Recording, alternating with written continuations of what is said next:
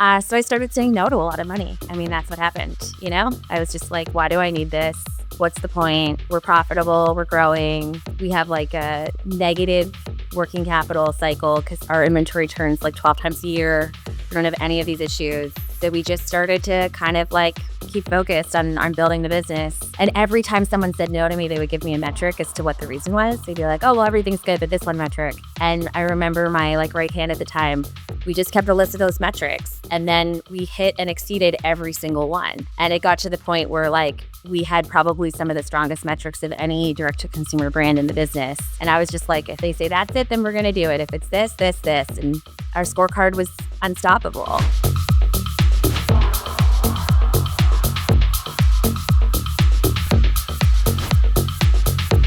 Welcome to the Startup CEO Show. I'm your host, Mark MacLeod. In this episode, I sit down with Joanna Griffiths, founder and CEO of women's clothing brand Knix. Joanna started this business in 2013, focused on a very unique initial category, and she's expanded to create a giant women's brand since then. In this episode, we walk through all of that journey, including raising around 3 days before she gave birth to twins, navigating building a complex consumer brand as a solo founder, challenges that women founders experience, especially when it comes to fundraising. And then we talk about her massive decision to sell 80% of the business to Essity for $320 million. I really hope you enjoy this episode, and I hope you subscribe.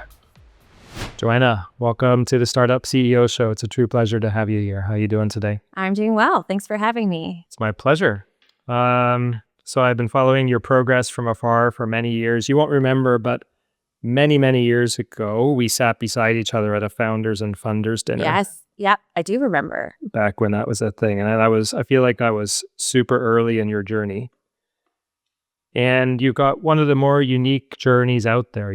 Very often I've got, B2B SaaS founders on here, and it's very rare that I have a women's fashion brand, CEO on here. So I'm guessing all the women who are listening know what Knix is, but maybe just for anyone who doesn't, just tell us what Knix is, and maybe just tell us the origin story, because it sounds like a pretty unique idea. Sure. So Knix is a women's intimate apparel, active and swimwear brand. I started the company in 2013. That's when we launched, so a little over 12 years ago, and had a really kind of simple idea to create a product that didn't exist at the time, which was leak-proof underwear, also known as period underwear. Saw a big gap in the market, a problem that over half of the population faced, and no suitable products that were designed, specifically for a lot of the people that were experiencing leaks. And so set out to create that net new product, that net new category, and at the same time made it sort of my mission and mandate to make a different kind of intimates brand. So I think that the nature of the conversation that we were trying to have, getting folks to talk to us about something that they weren't really comfortable speaking about publicly, warranted a different kind of brand than what was popular at the time, like the Victoria's Secrets of the world. And so set out to really reinvent what intimates could be, starting with that first product and to create a different kind of brand. And those two things have been pretty constant over the past 12 years. Everything else has changed, but those two kind of pillars of how we look at the business and look at what's important has stayed the same. Amazing. Why is it you think that this product hadn't been invented before, given that this is like a timeless issue for women? It's a tale as old as time. So ironically enough, if you were to look at the intimate apparel category 12, 15 years ago, it was almost exclusively run by men. And so you had a lot of people creating products for women through the male gaze. It was a lot about, what it looked like on the person and less about how the person felt. And I remember being in business school, and this is like mainly when I was working on the idea, and hearing that the unsexiest problems get solved last. So people always solve the like salacious, sexy, cool problems first. And then it's the unsexier problems that often get overlooked. And I think this was just something that no one really talked about. So unless you were actively listening and understanding what was happening in women's lives, you wouldn't necessarily know that this was such a big issue. Well, my wife's been a customer for many, many years and raves about the product. Couldn't imagine life without it. That is great to hear. Well, tell her I say thank you. I will.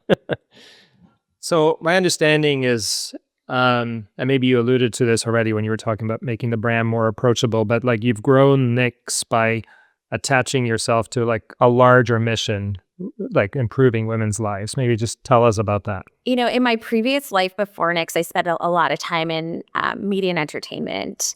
And so I was working, at the forefront of popular culture, working, with some of the biggest names in music, film, and television, and really got a front row seat to kind of like the pressure and expectations that we put on women, and had a lot of time to kind of reflect on what that in turn was doing to me, and how much wasted time and energy I put through all of my adolescence, definitely my early 20s, into focusing on stuff that just like ultimately didn't matter. And so really felt like if I were to make a brand, I would want to make a brand that did something else in the world. And it's been probably years of reflection where I've like come full circle on this. But two things that stand out to me is, one, I had a really early lunch date with someone who ended up joining my board. His name's Mark Maybank, and he is one of the founders of Mavericks, the private equity firm, if you're familiar with them. And so I was talking to Mark about what I was going through as a small business owner and startup founder, and really feeling like everyone wanted something from me. Like I was being pulled in a million different directions. I wasn't used to being cold called or sold to or dealing with employees or like any of the different things. And so, and I was finding it hard. Like I was finding it hard to stand up for myself, to advocate for myself, to be the one that was kind of front and center, because I'd spent so much of my life behind the scenes putting other people forward. And so Mark gave me some really great advice, and he said, Joanna, you have to like reposition this in your brain. You're never going to fight just for you, but I know you, and I know you'll fight for something that's bigger than you. So instead of feeling like, when you're pushing back on a vendor or renegotiating terms, or you're trying to negotiate a fundraising round, instead of feeling like that's something you're doing in your own self-interest, feel like you're doing it in support of something bigger. And so I made that change pretty early on, to have that be the focus.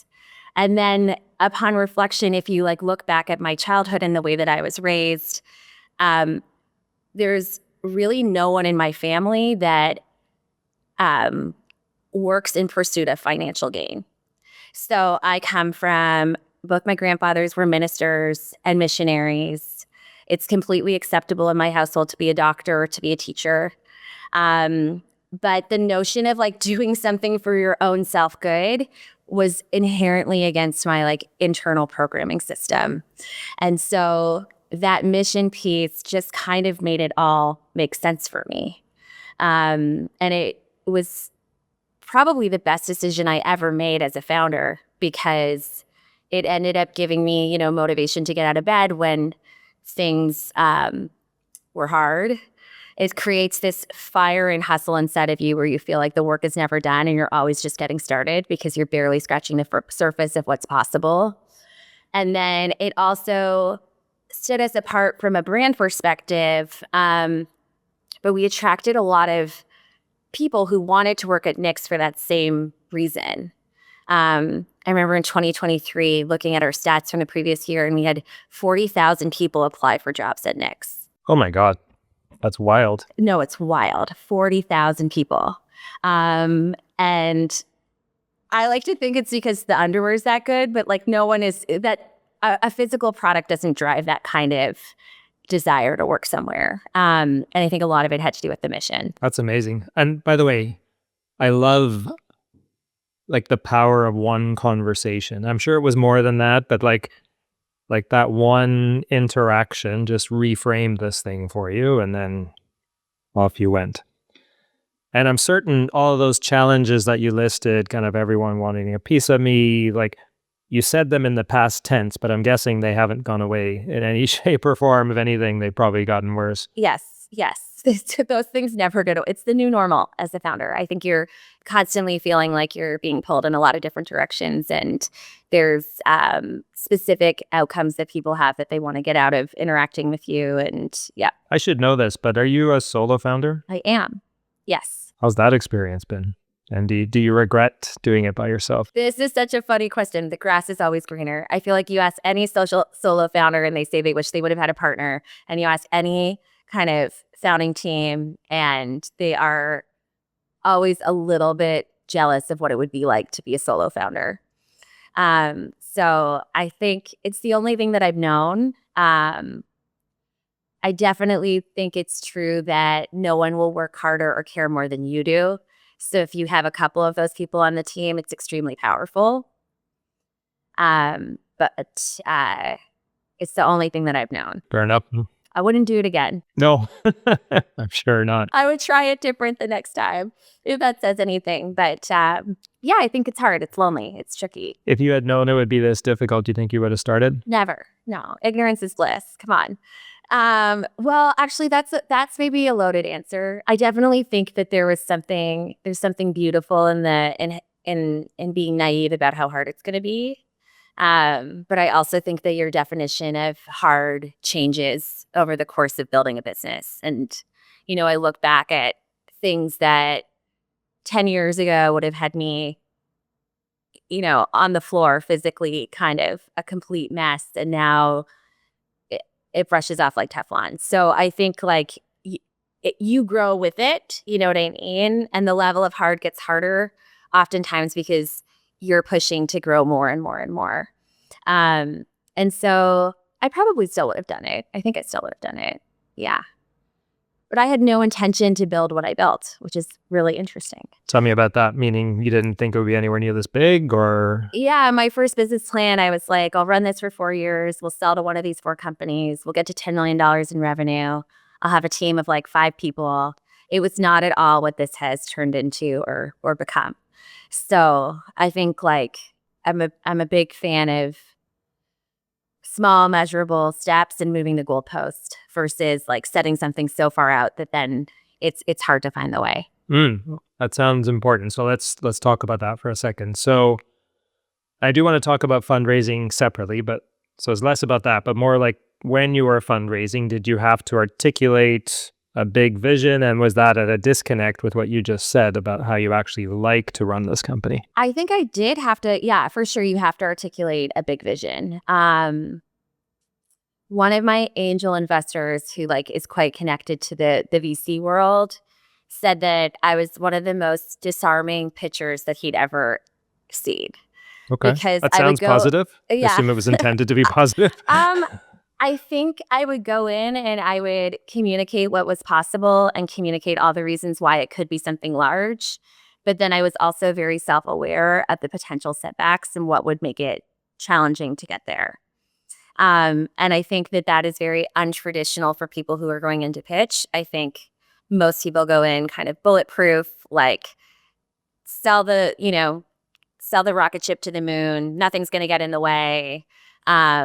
And I never really approached things that way. I don't want to make this discussion about gender, but obviously most companies are founded, like startups that are venture-backed are founded by men.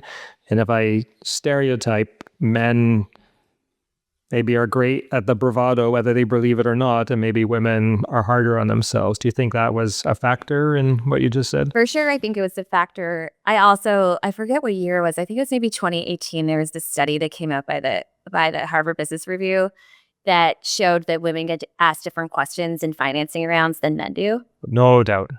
Yeah, the questions towards women are rooted in very much you having to defend the concept, like, instead of saying like, who could your potential competition be? It would be like, isn't this market already really crowded?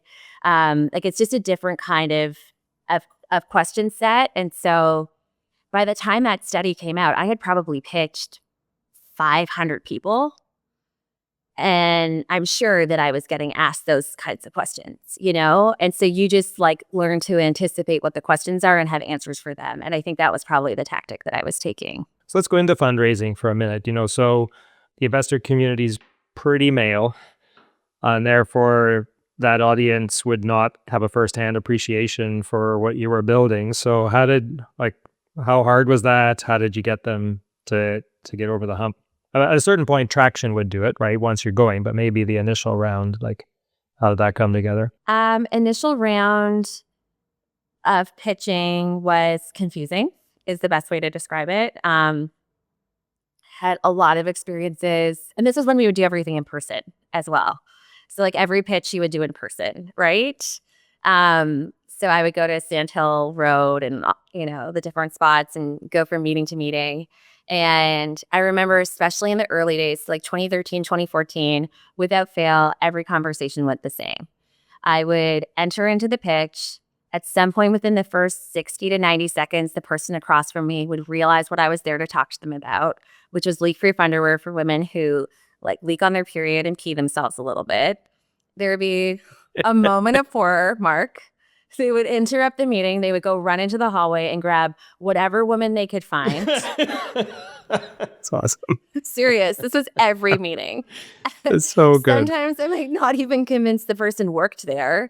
It could be just anyone, the person from the front desk. It could be an associate. It could be an intern. It could be any woman would do. They would come into the meeting, and then it would become focus group of one, where they would ask the woman who had been dragged into the meeting, do you experience this issue? Do you pee yourself when you laugh? And it would become extremely embarrassing for all parties involved. Or they would then go home and they would talk to their partner about it. But again, we were really early on this concept. And so depending on the nature of the relationship, people aren't always open to talk about these things. Especially knowing that the average person would wait 7 years before even talking to a doctor when they would experience this. So there was a lot of shame and stigma around it. And so it became less about the market opportunity and more about the focus group of one and whatever that person said. And so I would get a lot of feedback. This is a great lifestyle business. This is a really interesting niche idea. We think the market's too small. And then, I'd read an announcement that Uber for Pets would get $100 million in financing. You know what I mean? And so that was kind of the process. And eventually I just stopped going. I just stopped going. I think there was a 4-year period where I didn't step foot in San Francisco because I was this is not worth it. This is a waste of my time. The most offensive fundraising meeting I ever had was talking with a pretty successful consumer VC who had actually backed a lot of female founders. And I remember him asking me if I had posted my outfit on Instagram that day and done an outfit of the day.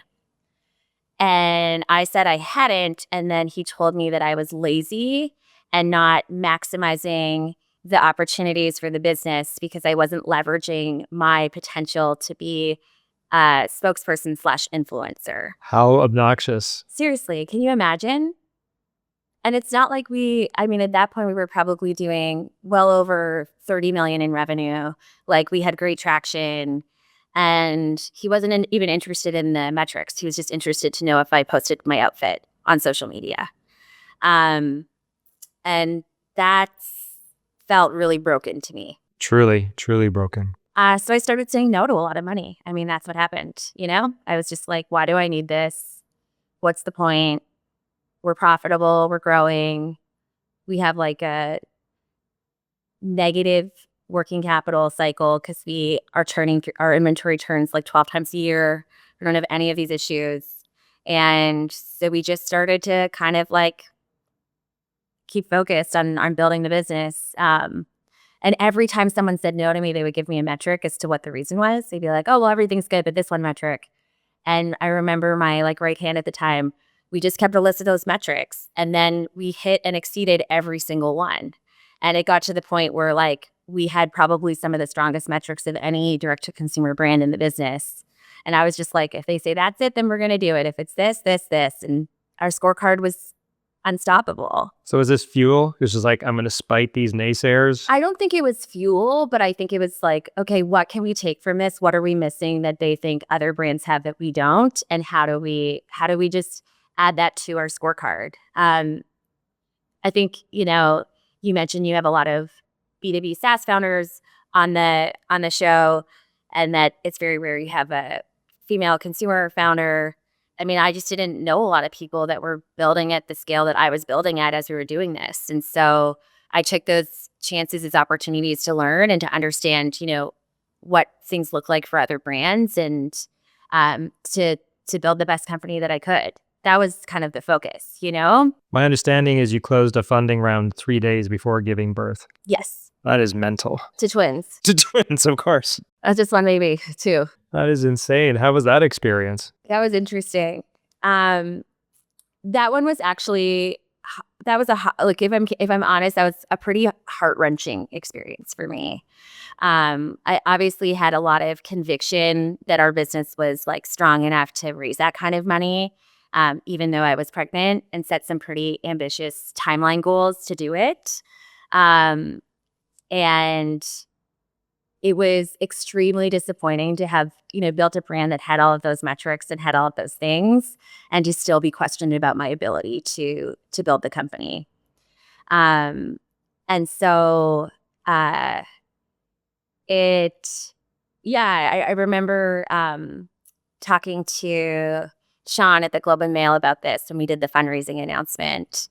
And he asked me about that, and I shared the rule that I made, which was, if anyone brings this up, if they make any kind of disparaging comment about my pregnancy or me, then they're no longer in the running. I don't want them as an investor. I don't want them on the cap table. I don't want to sit in a board meeting with them. It was 2021. If someone felt comfortable saying that out loud, I can't even imagine the things that they thought that they didn't say out loud. And so we set that rule, and I remember that ended up being the headline of the article, and I was terrified about it coming out. I wanted them to change it. I was worried that people were going to think that I was an entitled bitch, like that there was going to be a lot of negative rhetoric around it. And my dad was the one who was like, this is really important. A lot of women face this, and you should let them run with it. And then Sean said it became the most shared article in the history of the business section of the Globe and Mail. It went viral like all over the world. And the one thing I wished was said in that article that wasn't said was how hard it was for me to stand up for myself, and that it still hurt my feelings. Like, it sounded like an extremely empowered choice, and it was. But even making empowered choices doesn't mean that it doesn't hit you in some way. Yeah, you're still on the receiving end of that bias. Yeah, I'm still human. It still hurts, But we did it. We literally did the impossible. And I closed around, the money came in the bank at 4 p.m. on the Friday, and at 8 a.m. on the Monday, I was being induced with my twin girls, and they were born on International Women's Day, thanks to my doctors. Come on. Yes. Good planning. Good planning. Yeah. Wow. And then the Tuesday afternoon, when I was still in the hospital, I got the email from Essity saying that they were interested in acquiring the company. And I was like, your timing could not be worse. But I think that's like what you sign up for when you're an entrepreneur. You go along with the ride a bit. Now, you didn't say this explicitly in that story, but it's clear that you had the luxury of choice, which not everyone has, right? And therefore you had capital efficient growth, right? There's so many people who know, regardless of gender, I'm compromising on either alignment fit or values fit or something, So I just wanted to call that out. It's really important that you had that. You're not wrong, Mark. And I had raised around while pregnant with my son. And I didn't have as much choice at that moment. And I did let one or two folks in that had made some similar comments. And so I think it was more like a commitment to myself that I wouldn't let that happen again. Because sometimes you're not entirely in the driver's seat. Sometimes you have to make compromises. Are you still taking your own meeting notes? Let me tell you about an AI tool that I'm using to take meeting notes for me. It's called Fellow. It's an AI meeting assistant. It takes human-level AI notes, it tracks my action items and decisions, and keeps everything in one place. Built with security and privacy at its core, Fellow is the only AI meeting assistant that leaders trust to capture meeting notes and recordings while keeping your data safe. Thousands of organizations are consolidating tools and relying on Fellow to capture their meetings. The team at Fellow is so confident that you'll love it, they're offering an insane deal to startup CEO listeners. 90 days of unlimited AI-powered note-taking and recording completely free. Visit fellow.app/CEO to sign up today and experience the AI meeting assistant trusted by leaders everywhere. Going back to the product for a second, like I had associated the brand with like that initial product, right, for women's cycles. But I actually completely get that other use case around peeing when you laugh. You know, I'm a CrossFitter, and I train with a lot of women especially women who are mothers. And we're doing double unders, which is where you jump once and the rope goes around twice. You have to jump a little bit higher, and they're always complaining about that. So it's like, going back to TAM, I mean, that feels like a pretty universal need. I guess it's just around timing, right? Like I own this, because my wife uses it just, when she's on her menstrual cycle. So it's just a few times a month, but that's like actually an everyday use case. Totally. And it's a massive market, and it's, the stats are 1 in 3 women. It's probably higher. It's much higher if you're a runner, if you're a gymnast, if you play tennis, if you're a CrossFitter, if you're doing anything with like high intensity spurts of effort. It's like super. No Exactly. pun intended. No pun intended. It's very common.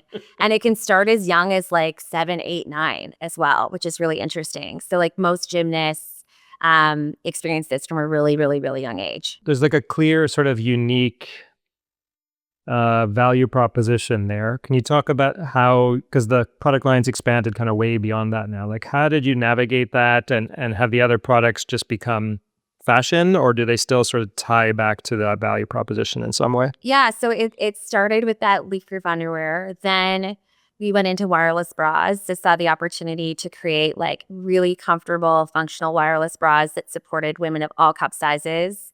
And that really hadn't been done at the time.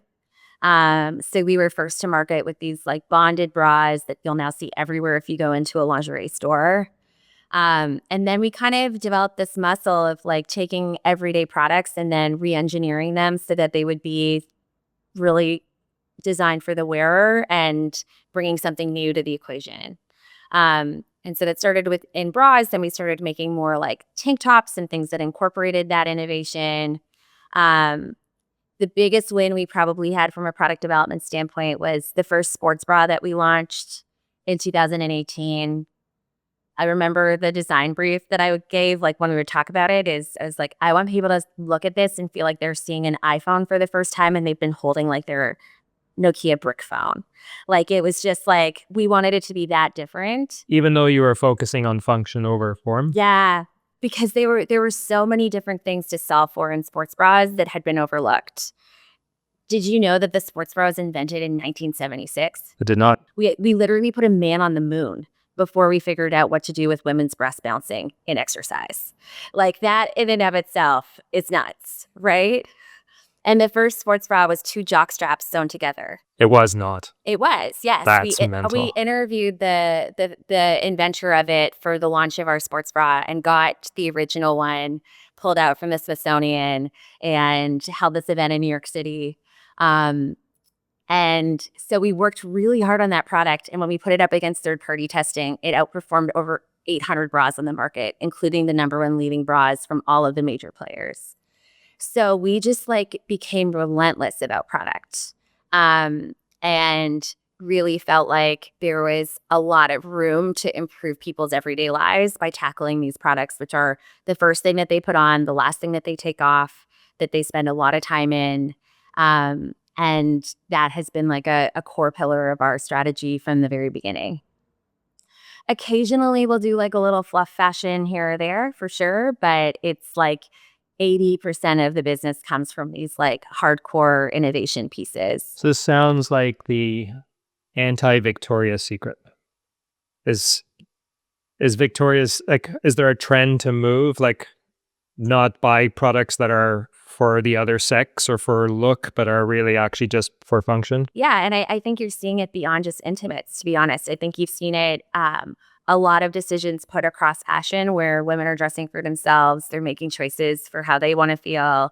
Even if you look at the sneaker business, which is now like booming for women, right? Like a lot of people are making choices first and foremost for themselves, and then and you're seeing like big shifts in how people are showing up. I love it. Yeah, yeah, and athleisure helped too. Like the athleisure movement certainly helped as well, in terms of like just a shift in a whole component of people's wardrobes that 15 years ago really didn't exist, you know? I'm curious, going back to that original product and then maybe that first bra, like, was there room to patent there and just sort of own that category or not so much? Yeah, we have 36 patents and 18 patent pending. Like we have filed a lot of IP. The challenge is enforcing it now with so much, and especially now that there's such a big business drop shipping via Shein and Temu and drop shippers directly on Amazon. It's like whack-a-mole when it comes to enforcement. So we have a lot of IP, we have a lot of patents. I think anytime that something, we find that something is like, takes a lot of uh, time and energy to find the solution for it, we often try to file IP around it. Where's that going to go? I'm just like so curious where it's going to go in the long run, you know?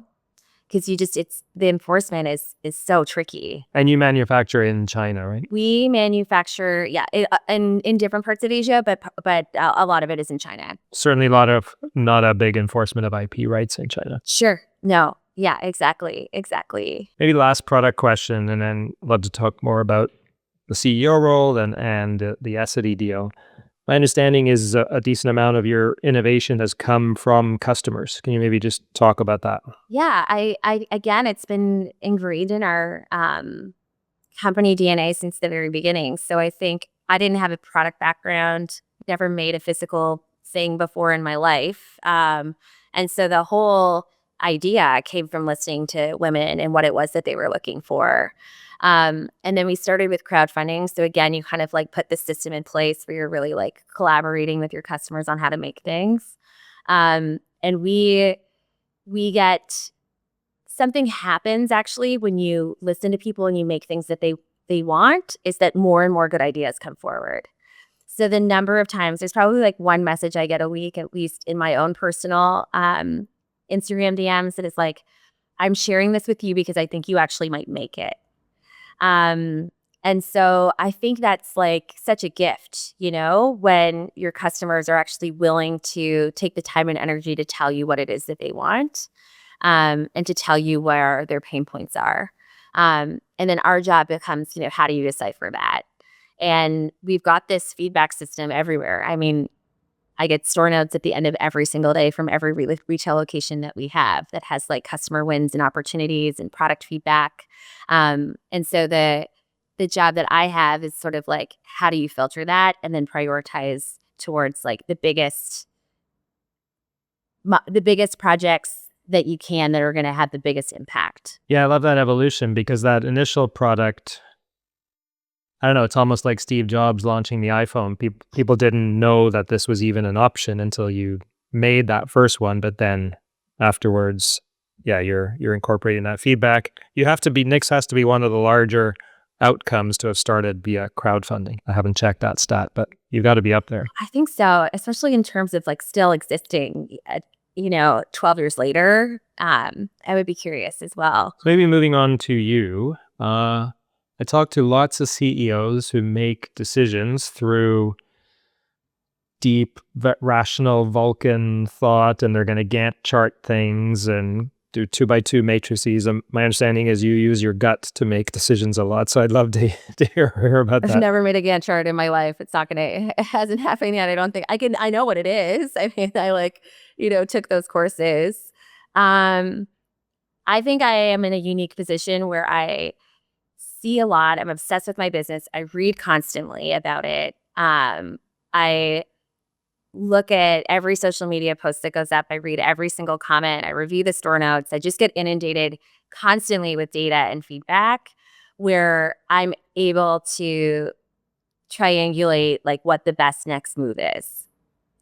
And so you can call that instincts. I just think it's like an obsession. And it certainly involves data. Like there's no question. I mean, we have so much data here at Knix, but it's like it's a bit more nimble, I would say. Are you familiar with lots of CEOs practice this, but Brian Chesky from Airbnb is the one who kind of popularized the concept of founder mode? It's very familiar with founder mode. Yeah. It sounds like what you were describing. Yeah. The interesting thing about founder mode is as a female founder, historically, that gets you fired from your job and publicly canceled through major media outlets.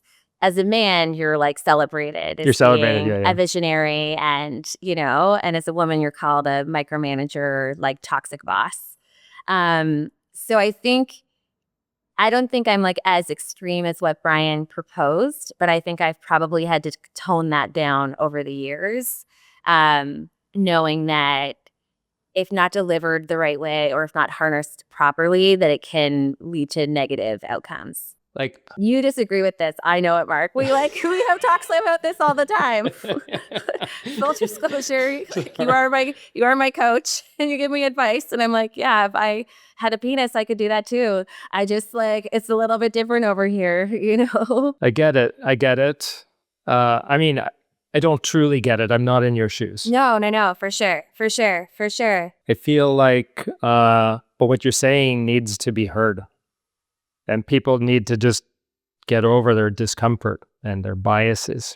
Like not to make this too grand, but like you see what women are doing and resisting and rising up in Iran right now, and they're finally speaking, right? And sticking up for themselves. And like, if you have the right instincts, which I'm certain you do, your success speaks for itself. Ideally, you don't filter yourself, and people just have to deal with the discomfort on their own. I think a lot of it has to do with gender stereotypes and norms and how we like historically have bucketed women and the expectations that we've put on them. You know what I mean? And so I think founder mode can go against some of those stereotypes that we like to uphold as to what makes like a good female leader, And so I think there's an interesting, there's just a lot of unpacking there that has to take place. Like we're taught to get along, build consensus, care for other people, right? Like be highly empathetic, coach and develop. Like there's a lot of things there that being that kind of mercenary CEO just doesn't align with. Ideally, when defining the attributes of what makes a good CEO, gender would have absolutely no role to play whatsoever. I agree. And we're coming a long way. I still remember in 2017 with the emojis, if you put CEO into your phone, well, a man showed up. Oh, yeah? Yes. So we're coming a long way. There are changes that are taking place. And I think it's exciting, because even for the funding gap to change, we need more success stories. Like it's a known, even a lot of VCs say that they try to pattern match, right? Like they're looking for similarities across what made someone successful before, right? And so we need to establish new patterns. You mentioned before, you're obsessed with the business, you're reading all the time. Like, what else have you done to grow yourself so that you're growing faster than this business? It's funny. I think like as much as I harp on everything I just said about the expectations and the pressure that comes with being a female leader, I also think that it's forced me to be extremely self-aware. And so you can't really afford to have a lot of blind spots around what it is that you're doing and how you're showing up and how you're behaving. And so I think hypnotherapy has been a huge thing for me that I've been doing for the last 4.5 years. Really trying to rewire my brain and get over some things that were very much holding me back.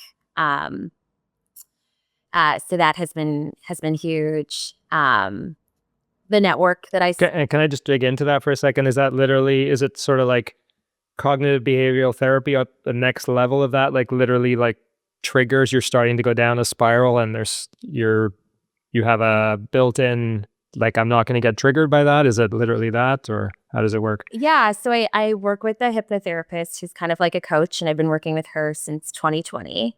And it's sort of like guided meditation or visualization is the best way I would describe it. But you actually do a session and you are put into your theta state, so you're hypnotized, and then you try to rewire your brain and work on some of the things that that would take a very long time to work on in therapy. So the idea is you can do in 6 hours of hypnotherapy what you can in 600 hours of traditional therapy, because your brain isn't in this like mode when you're talking about things that are upsetting or triggering. You're actually like in that theta state where you can then kind of let your subconscious really lead the way and lean into instinct and rewire. Wow, that sounds amazing. It's cool. It's very interesting. It can help deal with like a lot of fear-based issues, if that makes sense. So, not making decisions out of fear about what's going to happen. You can deal with that. Childhood trauma that's maybe affecting the way that you show up as an adult. You can work on those things. Super interesting. So that's probably the biggest thing that I've invested in personally that's had a big impact for me. That's amazing. Other than that, just peer group who I surround myself with, and staying humble. I mean, sometimes, you and I have talked about this maybe to a fault, but it's To a like fault. feeling like you can always grow and evolve and be better. Well, I love that. And I love that you started that response with self-awareness. I think that's everything, right? Like if you think your shit doesn't stink, you stop receiving the signals, right? You stop receiving the feedback, and then you fall behind inevitably. And you also you can't control what's going to happen in a situation. You can only control how you react, right? And so doing some of those things too just helps you control what your reaction is. And yeah, it's been great. It's been huge for me. And I've now, if I have team members who are really going through a challenge at work, I'll gift them sessions and they'll do it. Yeah, so it's pretty cool. I might try it, to be honest. Yeah, you should try it. It's great. You would love it. Yeah. Especially if it's that much. I've done therapy on and off for years, and I find it useful, but super slow. Really slow. Yeah. Maybe let's fast forward. You brought up Essity back when we were talking about that funding round, and you've sold 80% of your company. So you're in a unique position, right? Like often when I have founders on, they're either still midstream in the journey or they have exited, but it's done, and then they're on. So maybe walk us through, I guess, first of all, how that kind of came to be and your decision to sell, since presumably you didn't have to. And then maybe your decision to sell not in its entirety, but to kind of keep upside. Yeah, so I had gotten to know the SD team over the past several years. So I first connected with them, or they connected with me in 2016. Wow, it's way back. We'd spoken about the category. It was so early. And what ended up ultimately happening was we parted ways, which was a hard choice at the time for a lot of different reasons. Was that an acquisition discussion right out of the gate? It's early discussions about that. Yeah. They ended up launching the category on their own, which is really interesting. And so I remember seeing the post from the woman who'd been my counterpart during those discussions, 5 years earlier. And I saw that she had, they'd launched the product. And so, as a founder, when you see a big strategic competitor launch into your category, you kind of have two reactions. And I must have been having a good day. Because I commented on her LinkedIn and I was like, congratulations. It's great to see this finally come to market. I know you've been working on it for a long time. And then 5 days later, they reached out to me to talk about about re-engaging in conversations. And I'd and I spent a year and a half talking with them as we led up to the actual sort of close of the transaction. I really got to know the team. I saw that they believed in the category. They knew it was important and that they had tried it on their own and recognized that, we were building something very different from what they would have been able to build. And we share as companies, we share very similar missions, which I think is kind of rare. And so I found myself in this unique position to have a strategic partner that had a lot of experience in areas that we don't. One of the interesting things that's happened for me as I built Knix is I built an apparel company, but we're now regulated like a medical device. And so there's a lot of changes and pieces that come with that that are very different from every other apparel company that operates. And so saw kind of this chance to work with someone where I knew that they would give us time and space to continue to build on our own terms. So I wasn't like so worried about integration or, what was going to happen because we shared the same values and we shared the same end goal, but we were operating in almost completely different universes, which is a pretty rare opportunity if you think about it. And it was also the same time that just like there was so much instability in the world. Go figure, that hasn't gone away. A lot of things were changing in the marketing landscape. I'd done a private equity deal. I realized I really wasn't going to get a lot out of the partners in terms of help or support either. So I was essentially on my own. And this just felt like the right decision to do. And I did a hypnotherapy session, truthfully. You walk into the board, my hypnotherapist tells me I should sell the company. The answer became clear. About what I really wanted. So then it is an unusual situation, though, I have to say. Like at the same time, the people in my forum group, I think there were 7 of us and 5 of us sold our businesses like in the same 12-month period. All for like pretty significant amounts of money. And I was the one who was like, I want to hold on to as much as I can and I want to stay as long as I can. And like, these are the things I care about. And they were like, Joe, it doesn't sound like you want to sell your business.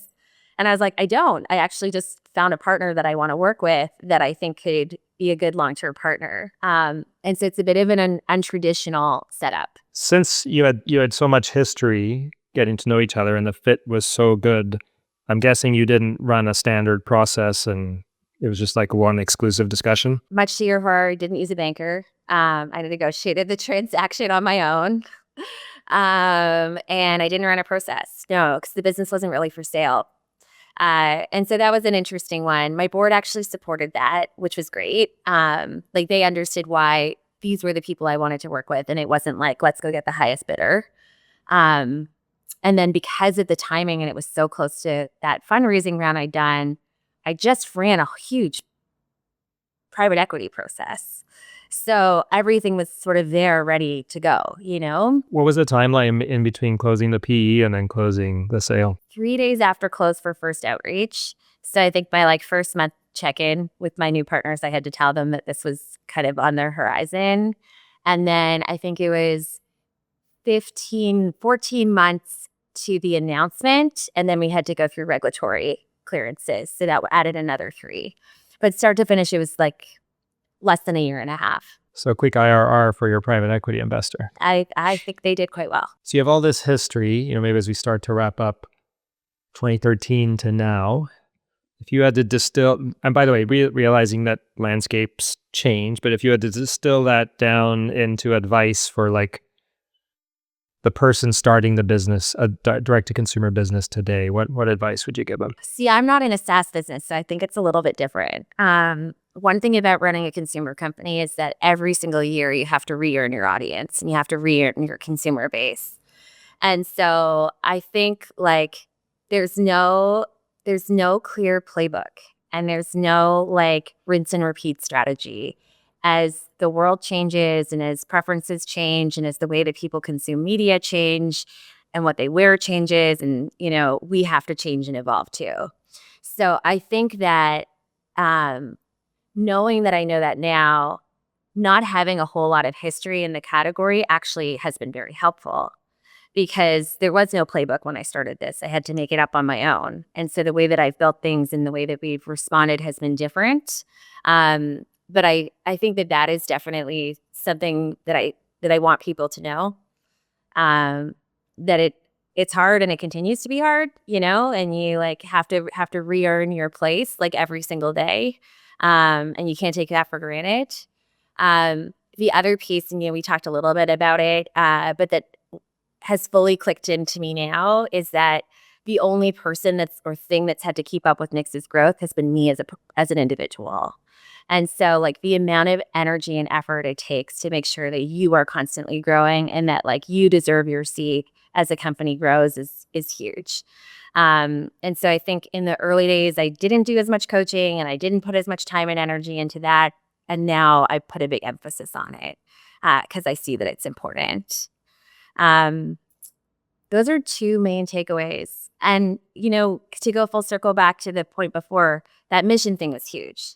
Like, I don't think that there's ever, it's not like, I think it's always a good idea to align yourself and your company to a common purpose and a common goal. And for us, that mission meant that it became really clear when the right acquirer came along that they were going to be the right people. Like, it really has been that much of a North Star. And I think that when you're inundated with everyday decisions and you're overwhelmed with choice, having like a very clear North Star can help declutter and provide clarity, where you can then lead a lot more with instinct and make better decisions. So that would be another standout for me. That's really powerful. And I say when you talked about re-earning your audience every year, that brought up the word community for me. Because that's sort of like what maybe makes them just show up again and again because they feel like they're part of you. So is that a thing? Totally. Yes. I feel like the definition of brand is like the relationship that you build between like your business and your consumer. And so much of that now is built around community. It's been a huge part of our strategy. We've photographed like thousands of people at this point in time in our product. We like have co-created products with them. And I think it sets us apart. And there's a lot of competition out there for what we do. I mean, I always joke, like, I compete against Kim Kardashian in skins. That was not on my bingo card that, like, I would be up against these kinds of people, But one thing I think we've always held true at Knix is that authenticity is one of the rarest things in the entire world. And it's one of the few things that money can't buy. And so, like, when you build an authentic community that's rooted in shared like values and in a mutual way, I think it's pretty powerful. I love that. You can't fake authenticity. That's for sure. Definitely no. Hey, final question. And maybe you can't answer this because you said the landscape's evolving, but what's the future of Knix? More of what we've done. I mean, like, I think there's a reason why that, making great product, building a brand that really speaks to people, putting our customer at the center has been the one constant over the past 12 years, because I think that's like the winning formula. Everything else can change. Our channels are shifting. We're doing more in retail. We're like adding new products. But if those three things remain constant, I think ultimately we'll continue to grow and win. Well, it's an amazing success story, to be honest. This is a really difficult business. You're not just shipping bits, you're shipping atoms with fickle consumer tastes, and you're dealing with tariffs now. And anyway, I just deeply inventory. Yeah, actual inventory. Yeah, exactly. So kudos to you, honestly. So much respect. Thank you. Thank you. And thanks for coming on the show. I really appreciate it. No problem. Thanks for having me.